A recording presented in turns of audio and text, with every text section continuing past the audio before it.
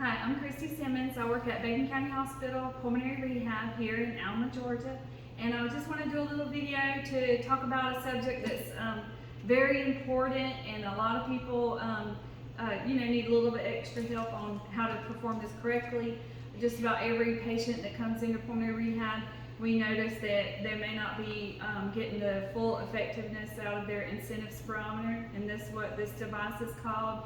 Obviously, it's for good lung expansion. A lot of times somebody might get this because they've had surgery, and while they're hurting or laying in the bed, the doctor doesn't want them to get pneumonia, because then you're going to take a lot longer to heal. So that lung inflation in the lungs, it helps to make sure that the airways stay aerated and free of excess fluid that settles and turns to pneumonia. But the other reasons is to help build lung expansion in patients that may have some pulmonary conditions. And even if you don't have COPD or pulmonary fibrosis, asthma, if you have frequent lung infections, this can also help prevent those lung infections. If it's just simply bronchitis and we're getting into the winter season, I could see that happening a lot of times. And another thing, I know, thank God, we're finally getting out of some COVID eras, but one thing that would be very beneficial in someone that may be experiencing some, weakness in the lungs is to have one of these devices and use it properly and see where your number reaches. And if your number is quite low, and I'll go over normals pretty soon, if your number is quite low, then that means your lungs are at risk. If you were to get pneumonia, then you may not recover as well as somebody who has a higher number on this spirometer. And it's very important to keep your lungs strong, so God forbid you were to get pneumonia or be recently diagnosed with a lung cancer or any other type of illness. You want to have your lungs function at the optimal best before any occurrence could happen. But if you already have COPD, pulmonary fibrosis, or just frequent lung infections, utilizing this device is crucial to helping your lungs recover and help avoid future infections. A lot of times people don't give this one device the credit it deserves, but this one device can help tremendously. And most of our pulmonary rehab patients have a love-hate relationship with this device, because it's you want it to go to the top. It's I just got to get it to the top and then it'll make me feel good. But when you're utilizing it properly, sometimes that's hard to do. And so then everybody's gosh, I can't stand, I want to do this thing because I can't get it to the top. But the more you work at it, you can get there. Case in point would be, I've been in respiratory for a long time, and when I come to pulmonary rehab and helping instructing another patient on how to do this device, I realized that I was only getting to 2,500, and it's I thought for sure I would be better than that. I'm in good shape, But when I couldn't only get to 2,500, I said, okay, I got to work on this. So I work on it daily, and that's the typical regimen is to do 15 breaths in the morning, 15 breaths in the afternoon. You can do something like 5 breaths and rest, 5 breaths, rest, 5 breaths, and you got your 15. And so I worked on that, and I can get all the way to the top now. And now I feel better about my lungs are in a better shape, and God forbid anything happen, that I got a lung infection or something. And also I noticed an actual correlation on my pulmonary function test that we had increases on there. And that's what I see in patients in the pulmonary rehab program. By utilizing this device, their breathing test results also have improved, typically in the lower airways, which is why I want to show you how to do this device properly. If you don't use this device properly, you're people sucking in fast, trying to get it as close to the top as possible. It creates tension in the lungs, and it's only giving you a lot of air in your bigger airways. But the purpose is maximal lung expansion, so that's going to get down to the tiny, smaller airways. And the only way to do that is a slow, deep, full as you can breath. And that helps infiltrate into the smaller airways. And when they get closed up, it's called atelectasis. Have you ever heard this on your x-ray? Then this is for sure a device you need to use. So atelectasis is just closed up airways, and then the lung still has a protective mechanism of a fluid sitting in those closed up airways, And once you take a deep breath and you open up those airways, it's going to make you cough because it's moving the fluid out, which is what you want. You want those airways to be utilized, your full lungs to be utilized, and you want to move out fluid so the fluid don't sit there and turns thicker and then gets infected. It's a bad process.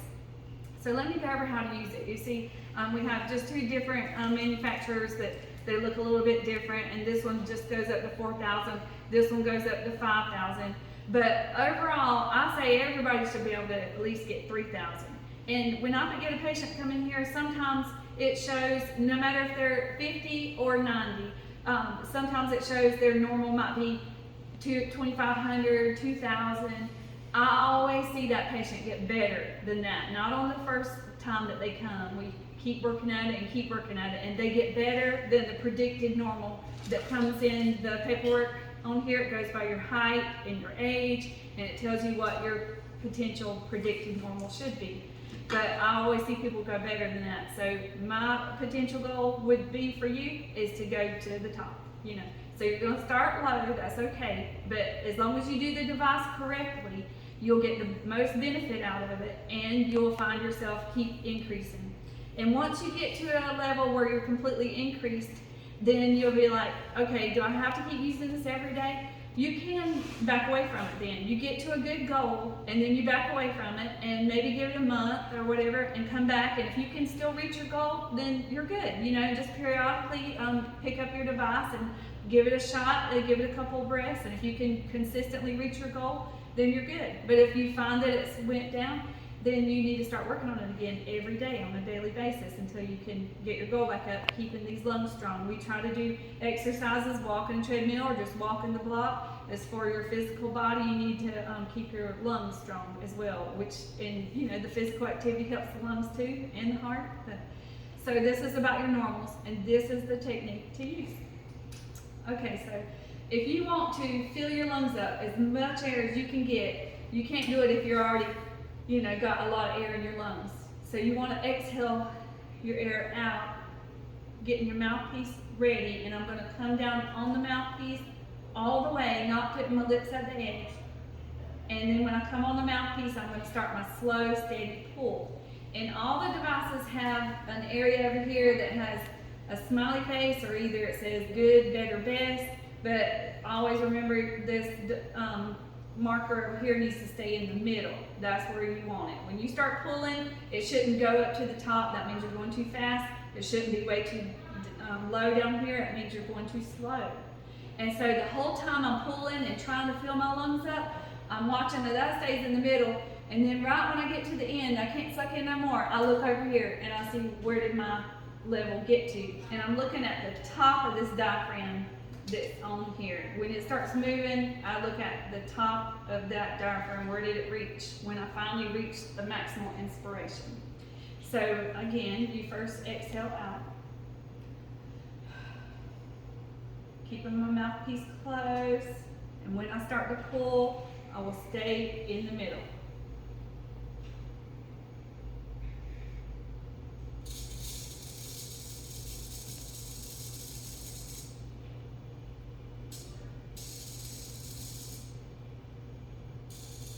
And then I look at the end, where did I reach to? There. And then you rest a second. Before you go to your next breath, exhale. And pull slow and deep as possible.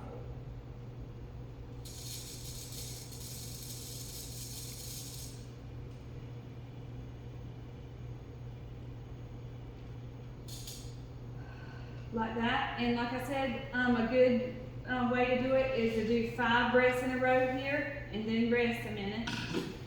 And then just give yourself a minute or 2 and then do 5 more. And give yourself a minute or 2 and do 5 more. And then you got your 15 breaths. And that should be morning and then again in the evening. And until you get to a good level. And then you know that my lungs are in the best health in case anything happens, to get COVID, get pneumonia, diagnosed with any other condition, then you have done yourself a favor in keeping your lungs strong. And I just want to encourage anyone who needs any therapy. We do a great job here. I love all of our therapists here. We have 6 therapists here working with each of our patients.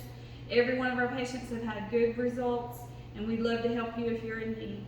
Our phone number is listed here as well. You can like us on Facebook, and I intend to do some more videos in the future, so stay tuned. Thank you for your time today. I'm Christy Simmons, Pulmonary Rehab Director at Bacon County Hospital Pulmonary Rehab.